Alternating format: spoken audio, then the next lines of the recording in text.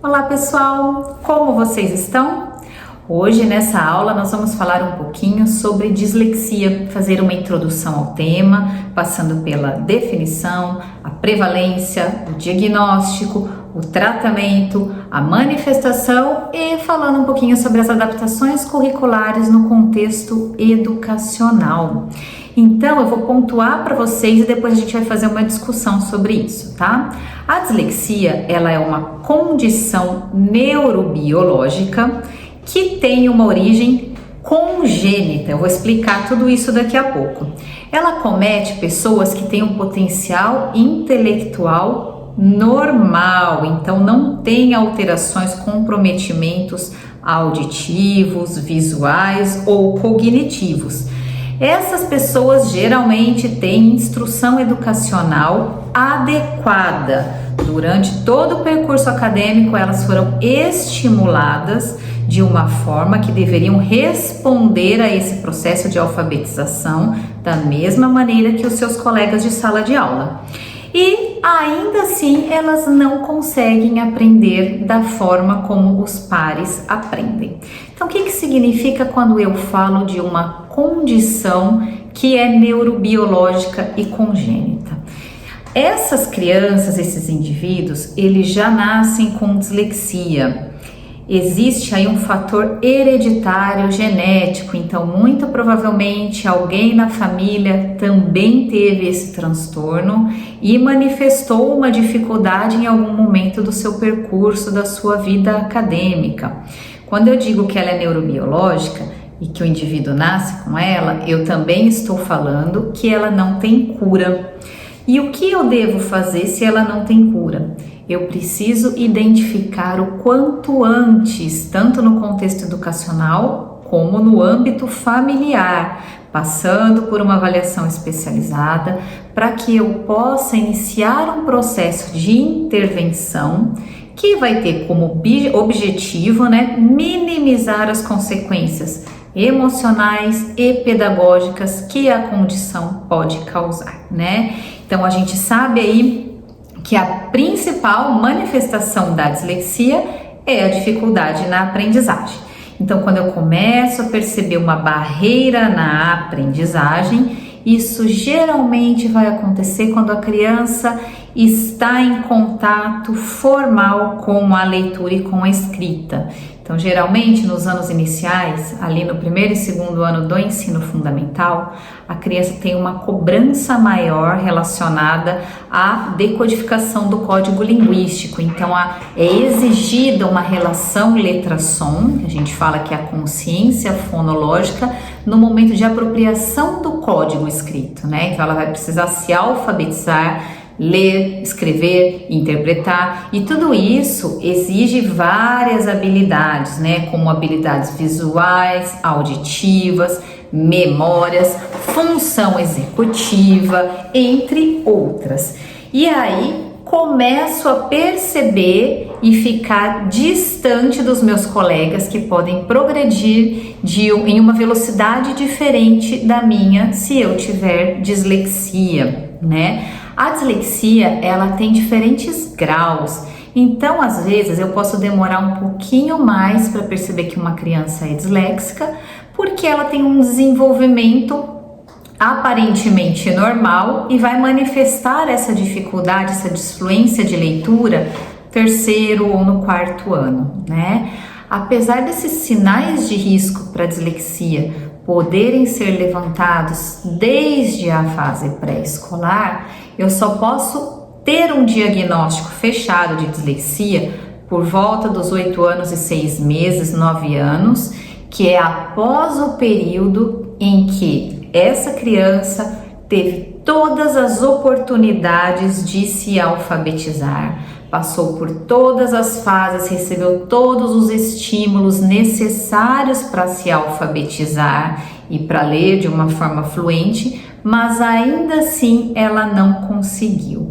Então eu tenho que descartar uma estimulação inapropriada e inadequada para pensar numa dislexia, Então eu preciso isolar o fator emocional, o fator ambiental, para eu poder pensar que essa criança tem um transtorno específico de aprendizagem.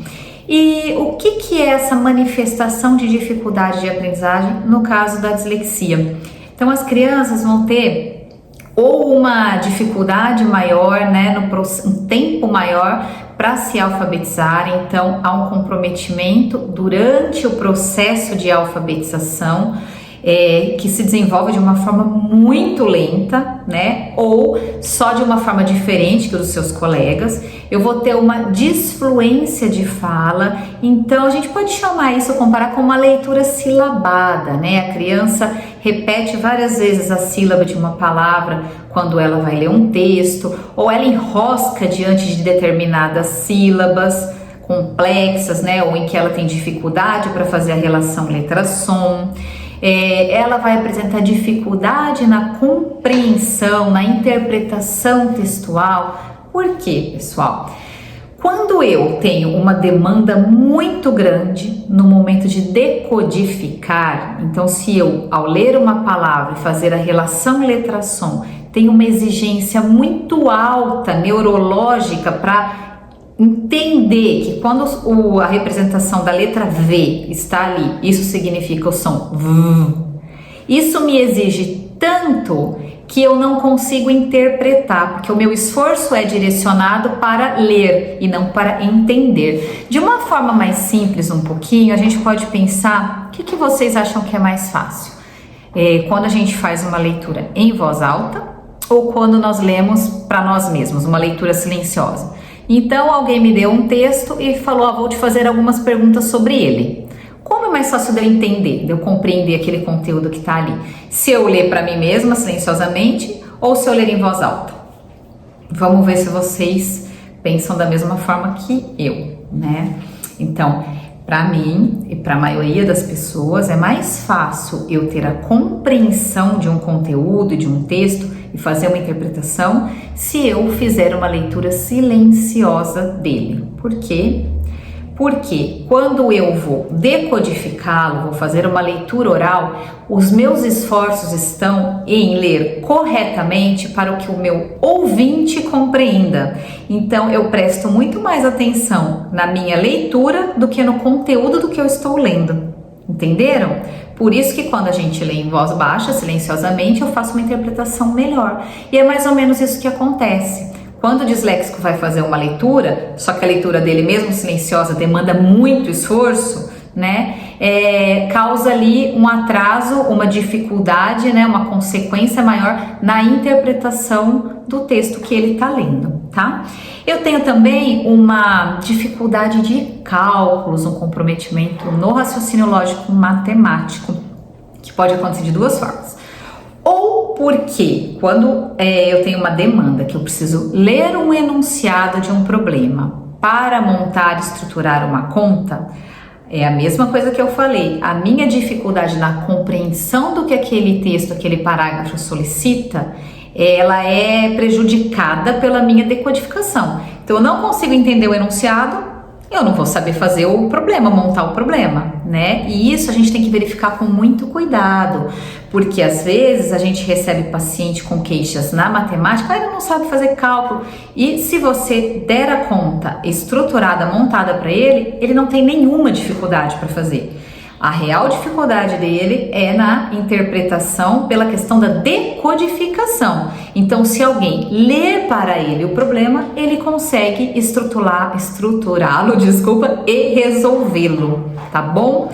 Então, lembrando que quando isso acontece, mesmo que a continha estiver montada e o paciente resolvê-la, né?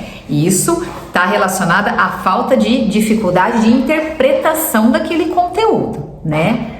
Porém, existem também aqueles casos em que eu passo as continhas montadas de subtração, soma, divisão, e o que acontece? Mesmo assim, o indivíduo, a criança, o adulto não consegue ter o raciocínio deles. Então, aí não está envolvendo uma decodificação, ele não está precisando ler um problema nada, né? Os números estão ali, os sinais estão ali, basta ele fazer o raciocínio lógico matemático, que ele já aprendeu supostamente, para ter a resolução daquelas contas, né? E ainda assim ele não consegue. Quando a gente se depara com casos assim, dependendo do ano escolar que essa criança está, eu vou pensar em uma descalculia, né? Que é um transtorno específico da aprendizagem também. A descalculia é com a dificuldade no raciocínio lógico-matemático, a dislexia com uma disfluência na leitura, a desortografia com um comprometimento na escrita. Mais pra frente a gente vai ver algumas definições dessas, tá? Vamos falar agora um pouquinho da prevalência da dislexia especificamente. Quando eu falo em dislexia, eu tenho aí em artigos científicos que trazem para nós dados que entre 5 e 17% da população em idade escolar tem dislexia. Se a gente for pensar de uma forma mais bruta, assim, eu faço um cálculo por cima de que a cada 25 alunos, uns 3 ou 4 são disléxicos. Ou seja, na sua sala de aula, eu tenho pelo menos 3 alunos com dislexia, supostamente. Você sabe quem são esses alunos? Você já parou para pensar nisso?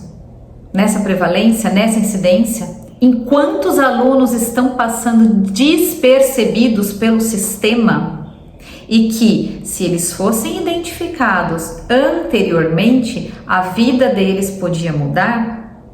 Agora que a gente tem a Lei 14.254, essa importância é maior ainda, porque as escolas vão ser obrigadas a desenvolver estratégias, a aplicar programas no contexto educacional para auxiliar essas crianças, né? Não que não fossem obrigadas antes, mas não tinha uma lei explícita relacionada aos transtornos da aprendizagem.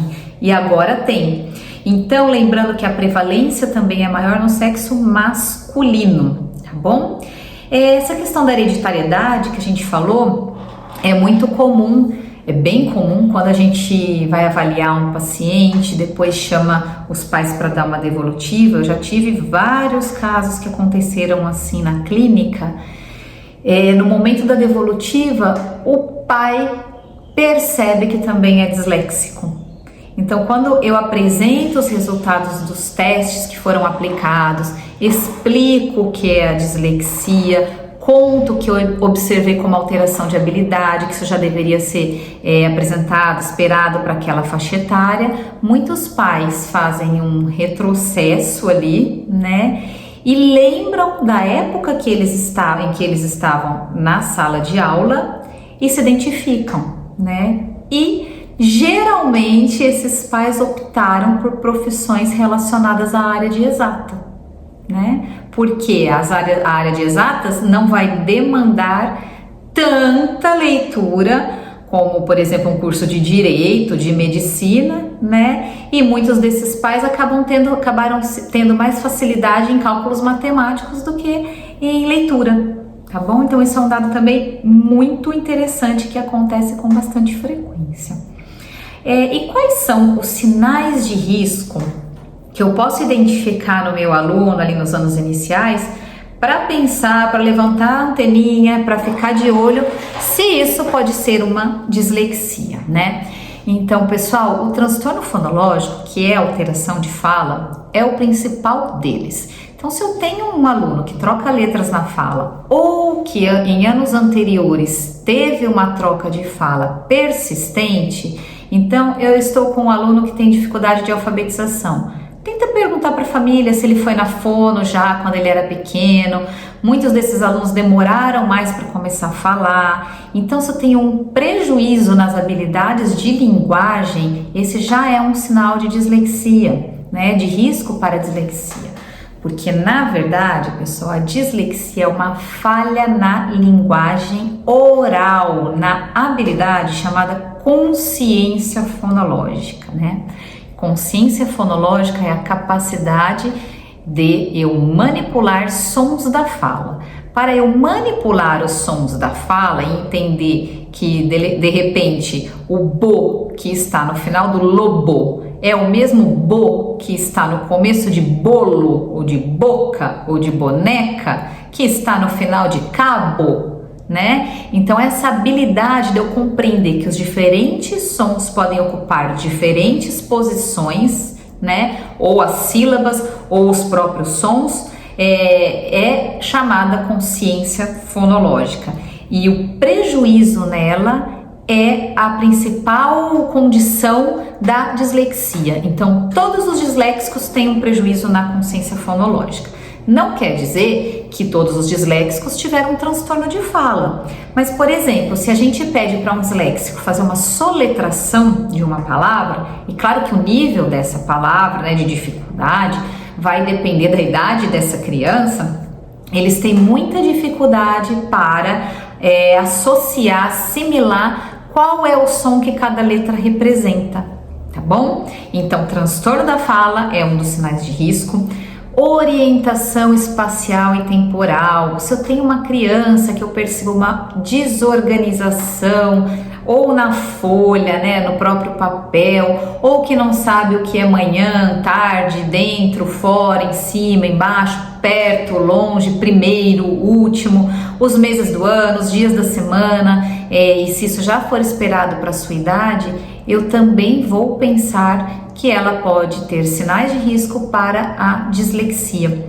A consciência fonológica, esqueci de falar, ela também envolve questões como rima, né? Então eu falar para a criança, qual palavrinha não combina? Pão, mão, pé, né? Qual que não tem o som igual no final? Essa é uma atividade que a gente pode aplicar para estimular a consciência fonológica, o trabalho de rima.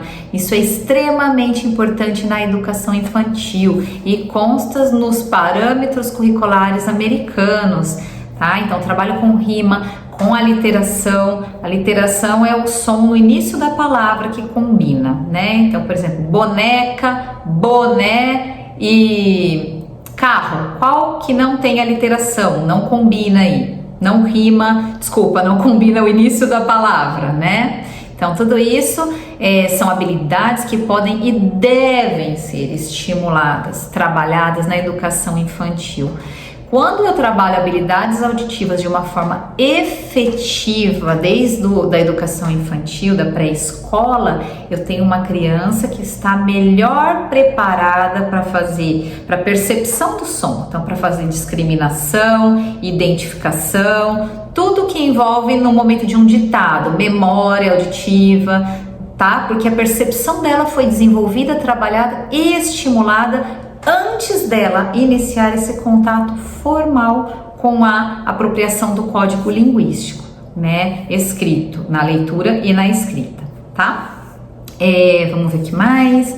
A coordenação motora, então também posso encontrar um prejuízo de coordenação motora, tanto fina como global, nos alunos que têm sinais de risco para dislexia. Então, tem uma dificuldade de saltar, de jogar bola, de andar de bicicleta, de recortar, de abotoar, ou uma questão de desorganização no caderno. Ele começa lá em cima, vira umas 3 páginas, ele não segue a orientação das folhas. Então, todos são fatores para a gente averiguar. Lembrando, essa questão me lembrou um caso muito interessante, né, de distribuição da escrita na folha. Uma vez eu tive uma professora que uma das queixas era que a criança não conseguia utilizar o caderno da forma adequada, né? E aí eu fui olhar o caderno da criança e realmente caderno com orelhas, as páginas viradas, pulava a página, escrita de cabeça para baixo, então não tinha nenhum tipo de organização. Mas isso aconteceu na rede pública. Quando eu chamei essa criança e fui conversar com ela, na verdade o que tinha acontecido, ela estava no primeiro aninho e ela nunca tinha sido ensinada a usar o caderno, a usar o material. Então, ela não sabia que a folha do caderno abria daqui para lá, que eu tinha que começar a escrever na orientação da esquerda para a direita, que eu tinha que seguir a orientação de cima para baixo. Então, ela ainda não entendia todas essas habilidades preditoras que envolvem a alfabetização. Ela não conseguia sistematizar, ela nunca conseguiria escrever o código de uma forma sistematizada, porque ela não foi ensinada, né? Então, por isso que eu digo, antes de fazermos uma avaliação, precisamos ter um olhar contextualizando todo o ambiente familiar escolar, porque se uma criança vem aqui, eu pego ela no contexto isolado e faço essa avaliação e ela escreve no caderno de cabeça para baixo, eu posso falar, nossa, que esquisito, será que essa criança tem um rebaixamento intelectual? Não é dessa forma que se usa um caderno, né? Mas quando eu perguntei para ela se alguém tinha ensinado, quando eu mostrei outros cadernos para ela e quando eu pedi que ela fizesse da forma como eu tinha orientado, o problema desapareceu. Ela não sabia, tá? Então a gente tem que tomar esse cuidado. Eu só posso considerar alteração se a criança foi ensinada e não teve condições, capacidade, competência para executar da forma como foi ensinado. E não é ensinado só uma vez, né, pessoal? Dependendo da habilidade que eu estou trabalhando, eu tenho que ensinar, reforçar, fazer uma reflexão em vários momentos diferentes, tá? E na matemática a gente já falou, né? Mas isso muito anteriormente a gente pode observar nas questões que envolvem, por exemplo, quantidade, né? Em qual grupo que tem mais elementos? Nesse ou nesse? Em qual mão que eu tenho mais bolinhas? Nessa ou nessa? Para ver se a criança se apropria dessa questão de quantidade, de números. Que número é maior? 2 ou 7? Tá? Então tudo isso a gente precisa verificar quando pensa em sinais de risco para dislexia. Agora eu vou falar com vocês sobre o diagnóstico. Como a gente faz o diagnóstico na dislexia? Bom, para começar, esse diagnóstico ele é sempre clínico. O que quer dizer isso?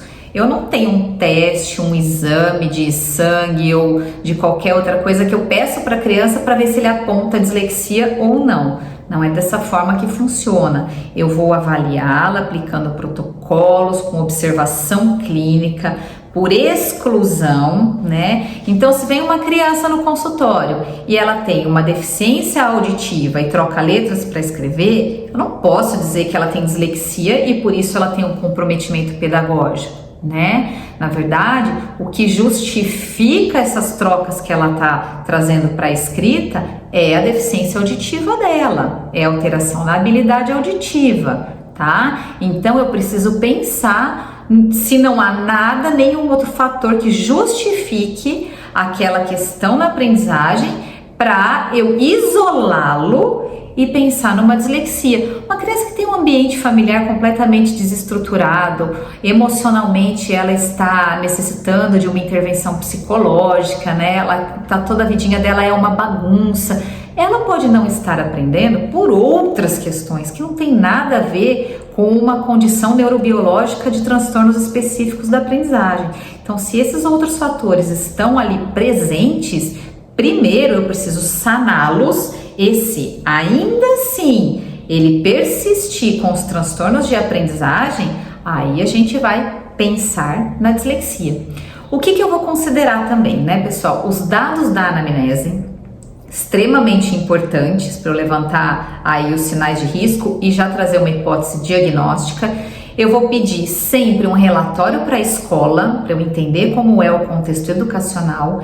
Eu sempre peço para os meus pacientes trazerem o material escolar. Eu gosto muito de ver as apostilas, os cadernos, o que ele copia, o que ele erra, como é no ditado, como que está estruturado todo esse material, tá? A sondagem pedagógica. Então, a minha primeira avaliação, meu contato com a criança, ele ocorre de uma forma menos estruturada, menos formal. Eu quero conhecê-lo, eu quero que ele me conheça, né? Se identifique comigo, deixo à vontade a criança. Então, deixo ela desenhar, converso com ela, pergunto se tem cachorro, o que gosta de fazer, que desenho que ele assiste, se tem irmão. Eu entendo o contexto daquela criança, eu converso um pouquinho sobre a vida dela e num segundo encontro eu começo de uma forma muito mais tranquila e com um vínculo pré-estabelecido a aplicar os protocolos de avaliação. Tá? Que eu vou definir de acordo com a idade da criança, de acordo com os dados que eu recebi ali na anamnese e com essa minha sondagem inicial mais informal, tá bom? O tratamento, né? Pessoal, o diagnóstico, obviamente, ele é interdisciplinar, né? Então, por exemplo, se eu recebo um paciente aqui na minha clínica e eu acho que ele pode ter uma perda auditiva, eu vou encaminhar para uma otorrino, que vai fazer uma avaliação audiológica, vai encaminhá-lo para fazer um exame auditivo, né, uma audiometria, uma timpanometria, para eu descartar uma falha auditiva na habilidade auditiva, né, uma deficiência auditiva ou qualquer coisa do tipo, mesmo que temporária, né, que condutiva. E depois, se eu tenho uma criança, por exemplo, que eu vejo que tem um problema comportamental, que é extremamente agitada, que não para quieta, né, eu vou encaminhar para a neuropediatra para que ela faça uma avaliação também para uma neuropsicóloga, para que juntas a gente pense se existe uma hipótese de TDAH, né? Porque a gente sabe que muitas vezes a dislexia e o TDAH ocorrem simultaneamente. E como é que eu vou pensar numa dislexia se essa criança nem mesmo se concentra, mantém a atenção sustentada, se ela para sentadinha na cadeira? Como que eu posso dizer que ela não aprende porque ela tem um transtorno específico da aprendizagem, se ela nem tem a atenção necessária para aprender um conteúdo? Então, eu também preciso verificar se ela tem um TDAH, se for o caso, se for necessário, se a médica julgar necessário, medicá-la para o TDAH, e a partir do momento que essa questão estiver resolvida, eu vou aplicar a minha avaliação para verificar, né, a dislexia isoladamente, tá? Também, muitas vezes, como eu disse, ela pode ter um fator emocional envolvida, vou precisar de uma avaliação psicológica, né? E a psicopedagoga, dentro desse contexto, qual que é o papel dela, né? Eu sou fonoaudióloga educacional e psicopedagoga, e confesso a vocês que, para mim, é muito difícil separar as coisas. Obviamente, eu não separo, né? Mas quando eu estou atuando enquanto fonoaudióloga educacional e esse meu paciente tem uma psicopedagoga, como que funciona essa relação? Na verdade, a psicopedagoga, na maioria das vezes, vai trabalhar se baseando no conteúdo escolar, né? Então, ela vai tentar trazer ali para dentro do ambiente de intervenção justamente o que o paciente está trabalhando na sala de aula, o que está sendo trabalhado lá. E aí ela vai intervir de uma forma a tentar deixar mais acessível ou compreender quais são suas dificuldades com o conteúdo que está sendo trabalhado. Tá? Eu, enquanto fonoaudióloga educacional, o meu papel de intervenção é de trabalhar questões mais neurológicas, neurobiológicas, como memória, função executiva, consciência fonológica, né? Na verdade, habilidades metalinguísticas, para complementar as nossas atuações em benefício dessa criança, tá? Então, gente, o diagnóstico é interdisciplinar. Nós vamos falar disso mais pra frente, mas como que eu faço? Quando essa criança chega para mim e ela não vem encaminhada por um médico neurologista, quando ela vem de uma psicóloga, de uma neuropsicóloga, eu vou fazer a minha avaliação, vou levantar uma hipótese diagnóstica que só vai poder ser confirmada depois de 6 meses de intervenção especializada. Tá? Então não adianta ter um professor de apoio, 6 meses de um professor particular. Eu preciso que ela tenha uma intervenção. Se eu levanto uma hipótese de dislexia, a intervenção dela tem que ser com um fonoaudiólogo educacional, tá? Que vai trabalhar as habilidades metafonológicas com ele, consciência fonológica, para ver se ainda assim ele não se apropriar, ele não tiver uma evolução baseada em protocolos de monitoramento de evolução, né? Aí eu vou fazer um relatório, vou pedir para a mãe levar para a neuropediatra, para neurologista, para psiquiatra, aonde eu vou escrever que eu levantei essa hipótese na avaliação, ele passou por 6 meses de intervenção e ainda assim as manifestações persistiram durante esse período, tá? Porque aí ela pode fechar um laudo, um diagnóstico de dislexia. E muitas vezes essas crianças chegam encaminhadas pela neuropediatra, já com essa hipótese diagnóstica levantada, diretamente para eu fazer uma intervenção e verificar o que eu achei fazendo esse monitoramento após 6 meses, tá bom? Então, O tratamento, como eu já falei um pouquinho agora, vai depender da necessidade dessa criança. Eu vou levantar aí todas as alterações que eu encontro, se são comportamentais, se são de aprendizagem, se são de fala, e pensar em quem deverá fazer parte da equipe naquele momento para que se inicie o processo de intervenção, que quanto antes for realizado, maiores chances eu ofereço para essa criança se desenvolver, né? Lembrando que as adaptações curriculares, gente, elas são direito dessas crianças a partir do momento da avaliação. Eu não preciso ter um diagnóstico fechado para que a escola providencie todas as ações necessárias para a inclusão dessa criança. Então, eu preciso de adaptações curriculares pensando na necessidade de cada um. Como nós já vimos, são diferentes graus que essa dislexia pode ter, pode se manifestar, tá? Então, eu preciso sempre que essas escolas sejam parceiras, e em todos os meus relatórios de avaliação eu envio indicações para as escolas, né? De tudo que elas devem fazer para que essa criança tenha as mesmas oportunidades de acessar o conteúdo acadêmico que os seus colegas de sala de aula. Então, para a gente fechar essa aula, o que eu tenho que pensar? Essa criança, e na verdade qualquer criança, quando eu falo em inclusão, em modificação curricular, plano de ensino individualizado, o que é isso? De uma forma muito resumida, tem que ser possível que essa criança tire nota 10, né? Porque se eu não torno nem isso uma possibilidade, ela vai na escola e ela nunca vai ser igual ao outro.